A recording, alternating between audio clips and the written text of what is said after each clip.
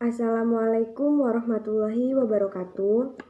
Nama saya Apri Yani Halimaktu Sa'diyah, NIM E100021213 dari kelas E Peternakan. Di sini saya akan menjelaskan beberapa materi untuk memenuhi tugas tutor mata kuliah agama Islam. Yang pertama yaitu mengenai sholat, dan yang kedua Aqidul Iman, dan yang ketiga mengenai jenazah. Baiklah, langsung saja kita masuk materi yang pertama yaitu sholat. Seperti yang sudah kita ketahui, sholat adalah salah satu kewajiban atau ibadah di dalam agama Islam yang dilakukan oleh Muslim. Kegiatan sholat meliputi perkataan dan perbuatan yang diawali dengan gerakan takbir dan diakhiri dengan gerakan salam. Kedudukan sholat di dalam Islam adalah sebagai rukun Islam yang kedua.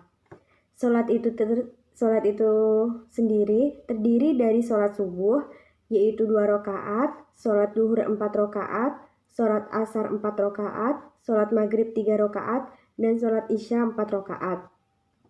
Baiklah, selanjutnya kita masuk ke dalam materi yang kedua yaitu mengenai Aqidul Iman. Aqidul Iman berasal dari 2 kata yaitu aqidul dan iman. Secara bahasa atau umum yaitu artinya mengingatkan sesuatu. Sedangkan aqidul menurut istilah yaitu amalan hati yang berupa keimanan hati atau amalan hati yang menunjukkan sesuatu dan pembenaran. Iman menurut bahasa artinya percaya. Sedangkan menurut istilah artinya amalan hati yang harus dipercayai di dalam hati mengenai adanya sifat wajib, mustahil, dan jaiz bagi Allah dan Rasul. Jumlah Aqidul Iman ada 50 dan terbagi menjadi 2 bagian yaitu sifat bagi Allah dan bagi Rasulullah. Sifat bagi Allah ada 3 yaitu wajib, mustahil, dan jaiz. Yang pertama mengenai sifat wajib bagi Allah, yaitu meyakini di dalam hati bahwa sifat itu ada, sifat yang melekat pada Allah dan tidak bisa dipungkiri keadaannya. Sifat wajib Allah berjumlah 20 sifat. Yang pertama yaitu wujud, qidam, baqo, mukhalafatul lil hawadisi, qiyamuhu binafsihi, wahdaniyat, qudrat, irodat, ilmu, hayat, sama, basor, kalam, qadiron, muridan, aliman, hayan, sami'an, basiron, mutakaliman. Dan selanjutnya yaitu sifat jaiz bagi Allah, yaitu mungkin dilakukan atau ditinggalkan Allah. Jumlahnya ada 1 yaitu fi'lu kulli mu'minin, fi'lu kulli mungkini autarkuhu, yang artinya Allah mungkin mengerjakannya, mungkin juga Allah meninggalkannya. Yang ketiga yaitu sifat mustahil. Sifat mustahil bagi Allah yaitu kebalikan dari sifat wajib. Sifat yang secara kekal yang tidak mungkin dimiliki oleh Allah. Jumlah sifatnya ada 20 sifat. Sifat mustahil bagi Allah yaitu adam, hudus, fana, mumaslatul lil hawadis, muhtajun ligarihi, ta'adud, azun, karahah, muhtajun ligarihi, ta'adud, azun, karahah, jahlun, mautun, sumun, umyun, bukmun, azizun, karihan, jahilun, mayitun, asama, akma, abkama. Ya, selanjutnya yaitu sifat mustahil bagi Rasul. Yang pertama ada jizib yang artinya bohong, khianat tidak dapat dipercaya, hitman yaitu menyembunyikan sesuatu, dan balada artinya bodoh. Sifat wajib bagi Rasul yaitu ada yang wajib, yaitu sifat yang mulai Allah karuniai kepada Rasul untuk dijadikan suri tauladan bagi manusia. Jumlah sifatnya ada 4 yaitu sidik, jujur atau benar, amanah dapat dipercaya, fatonah cerdas, tablik menyampaikan wahyu. Kemudian sifat jaiz bagi Rasul ada 1 yaitu semua sifat kemanusiaan yang ada pada Rasul sebagai individual manusia. Juga sifat yang menjelaskan kedudukan Rasul sebagai utusan Allah SWT, jumlahnya ada 1, yaitu A'rodul Basyariyah, yang artinya memiliki sifat yang sama sebagaimana manusia lainnya. Contohnya yaitu makan, minum, tidur, dan lain sebagainya. Yang selanjutnya yaitu ada praktek memandikan dan mengafani jenazah. Ketika ada di suatu kampung ada orang meninggal, maka ada kewajiban yaitu memandikan, mengafani, menyolatkan, dan menguburkan. Itu adalah kewajiban setiap umat muslim. Yang hukumnya yaitu fardu kifayah. Kewajiban tersebut itu akan gugur bila dilaksanakan sebagian orang. Dan fadilah memandikan jenazah, Allah mengampuni 40 dosa kita. Syarat-syarat di dalam memandikan jenazah: yang pertama harus beragama Islam, yang kedua berakal, yang ketiga membaca niat, yang keempat bisa menjaga amanah, atau ketika menemukan kecacatan harus menutupi aib mayat tersebut.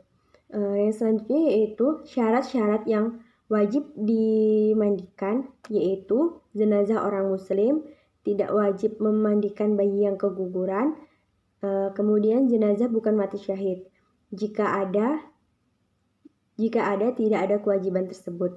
Selanjutnya yaitu ketika ada orang yang meninggal, sebelum memandikan harus cepat. Langkah pertama, jika mata terbuka lalu ditutup. Mengikat kepala mayit, melipat kedua tangan di pusat.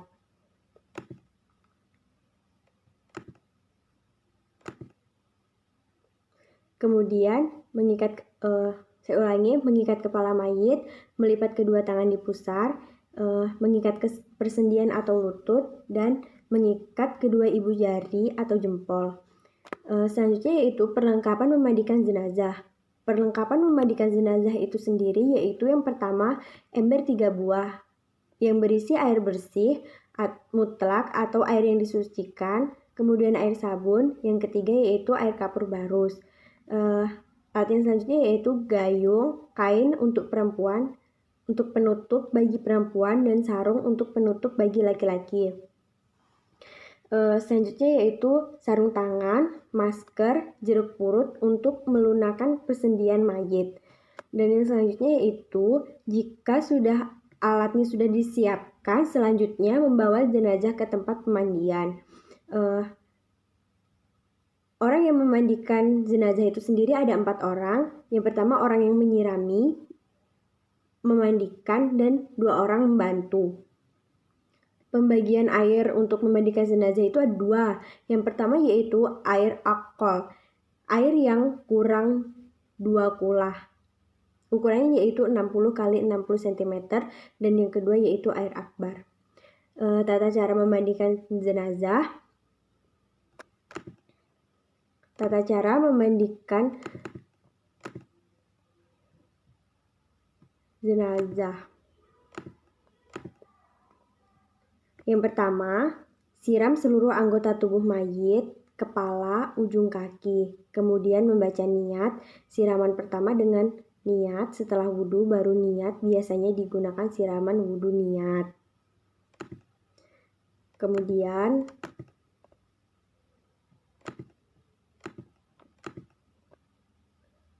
niat, siraman pertama dengan niat, setelah wudhu baru niat, biasanya digunakan siram sampai wudhu niat. 2 orangnya mengangkat. Kemudian niat untuk memandikan jenazah. Dengan jenazah perempuan, niatnya yaitu nawaitu ghusla lihazihil mayitati fardu kifayati lillahi ta'ala. Untuk anak laki-laki yaitu nawaitu ghusla lihadal mayiti tukla fardu kifayati lillahi ta'ala. Untuk anak perempuan yaitu nawaitu ghusla lihadihil mayiti tiflati fardu kifayati lillahi ta'ala. Langkah pertama yaitu membersihkan anggota kepala, mata, telinga, hidung, dan mulut. Setelah itu dibersihkan memakai sabun atau cair, kemudian membersihkan kotoran atau istinja. Niat memandikan jenazah laki-laki yaitu nawaitu ghusla lihadal mayyiti fardu kifayati lillahi ta'ala. Untuk perempuan yaitu nawaitu ghusla lihadihil mayyitati fardu kifayati lillahi ta'ala. Untuk anak laki-laki yaitu nawaitu ghusla lihadal mayyiti tukla fardu kifayati lillahi ta'ala.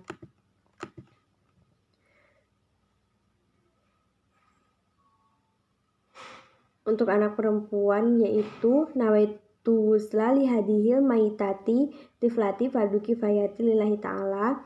Niat istinja untuk laki-laki yaitu nawaitu istinja'i minal maiti fardu alaihi lillahi ta'ala. Untuk perempuan yaitu niatnya nawaitu istinja minal maiti fardu alaihi lillahi ta'ala.